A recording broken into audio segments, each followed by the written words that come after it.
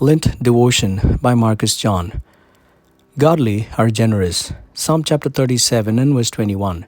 The wicked borrow and never repay, but the godly are generous givers. Human beings are always under the influence of somebody all of the time. The question of concern should be, whose influence are we under? If we are truly influenced by God and His perspectives, we will be generous without doubt. Because God did not spare His own Son, He was generous to give Him away as an atoning sacrifice so we could be connected with God again. If we follow God, we will obviously be influenced by His virtues.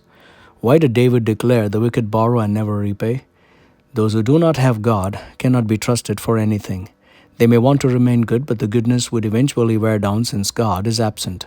Does it mean the godly do not borrow? The truth is yes. The godly are contented with what they possess and they have a balance.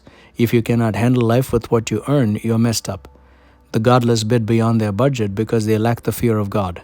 They hardly know their limits and are unwise in their way of living. The godly are generous because God blesses them. They are stewards of what God has entrusted to them.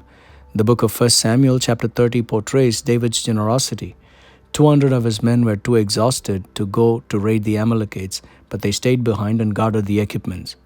David was victorious and returned with the plunders, but some selfish people among the soldiers did not want to share the booty. But David was firm and declared, "We share and share alike, those who go to the battle and those who guard the equipment." He made a decree and regulation about the same. 1 Samuel chapter 30 verses 21 to 25 records it. His generosity was so evident since he was godly. Are we generous? Or are we like David's soldiers examining if they deserve to receive generously?